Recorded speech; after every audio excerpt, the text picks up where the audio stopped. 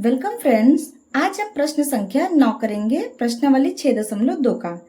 हमारा प्रश्न है कि ए बी सी डी एक समलंब है जिसमें ए बी समांतर डीसी है तथा इसके विकर्ण परस्पर बिंदु ओ पर प्रतिच्छेद करते हैं। दर्शाइए कि AO बटा BO बराबर CO बटा DO है। ये हमारा प्रश्न है और इस प्रश्न की हम अब आकृति बनाएंगे और उसके द्वारा इस प्रश्न को समझेंगे। कह रहा है ABCD एक समलंब है। सबसे पहले हम एक समलंब बनाएंगे ABCD। हमने ABCD एक समलंब बनाया। ये हमारा समलंब है, इसका नाम हमने रखा ABCD, जिसमें AB समांतर DC है। ये हमारा AB DC के समांतर है तथा इसके विकर्ण परस्पर बिंदु O पर प्रतिच्छेद करते हैं। अब इसके विकर्ण बनाएंगे। हमने DB को जोड़ दिया और हमने AC को जोड़ दिया और ये बिंदु O पर प्रतिच्छेद कर रही हैं। अब हमें दर्शाना है कि हमारा AO बटा BO बराबर CO बटा DO है। CO बटा DO है। हमें ये चीज यहाँ पे दिखानी है। हम क्या करेंगे, सबसे पहले हम एक रेखा खींचेंगे। ये रेखा हम खींचेंगे, ये PQ। हमने PQ एक रेखा अपने मन से खींचेंगे। एक ऐसी रेखा खींचेंगे जो हमारा AB के समांतर भी होगा और हमारा CD के भी समांतर होगा, तब जाके इस प्रश्न का हम हल कर पाएंगे। तो जो हमें दिया हुआ उसे हम लिख लेते हैं। हमें दिया है कि हमारा AB है वो DC के समांतर है। AB हमारा DC के समांतर है और हमें सिद्ध क्या करना है? हमें सिद्ध करना है कि AO बटा BO ये बराबर हमारा CO बटा DO है। ये चीज हमें यहाँ पे सिद्ध करनी है। अब हमने जैसे बताया कि हम PQ रेखाखंड खींचेंगे जो हमारा AB और DC के समांतर होगी। हम PQ रेखाखंड खींचेंगे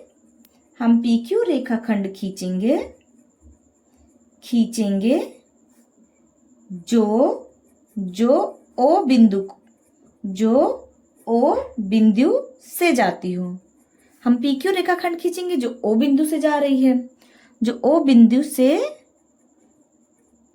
जाती हो और ये हमारा AB और DC के समांतर भी हो और हमारा जो PQ है वो हमारा समांतर AB भी हो और जो हमारा PQ है वो हमारा समांतर DC भी हो।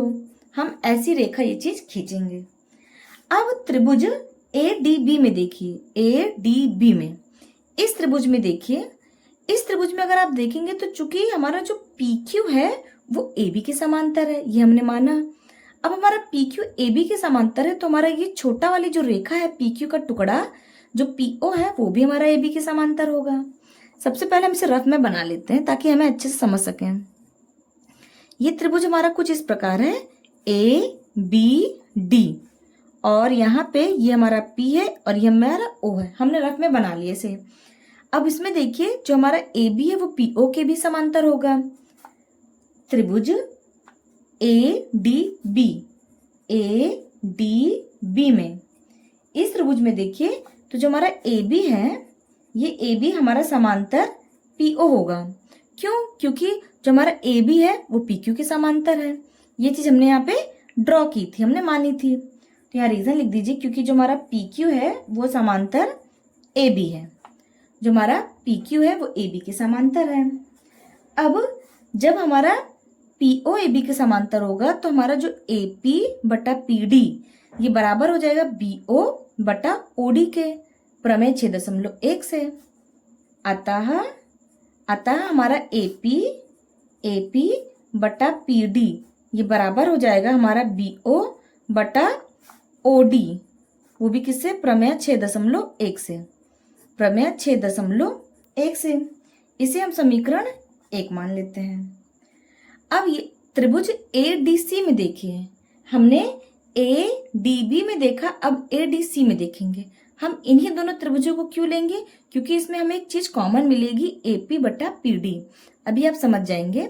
अब त्रिभुज ADC में देखिए, इसे हम रफ में बना लेते हैं। यहाँ पे ये हमारा रफ है, ये कुछ हमारा इस तरह से बना है, ए, ये डी, ये सी, ए डी सी, और ये जो पी ओ है, पी ओ।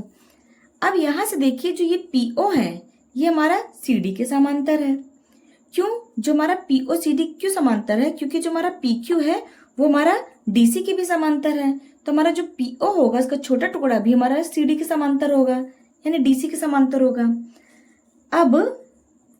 अब त्रिभुज ए डी सी में देखिए, त्रिभुज ए डी सी में यहां से हमारा जो पी ओ है, पी ओ समांतर हमारा डी सी होगा।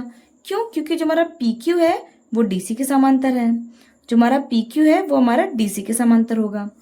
अगर ऐसा होगा तो हमारा ए पी बटा पी डी, अतः हमारा जो ए पी बटा पी डी ये बराबर हो जाएगा ए ओ बटा ओ सी के, ए ओ बटा ओ सी के, प्रमेय 6.1 द्वारा। इसे हम समीकरण 2 मान लेते हैं।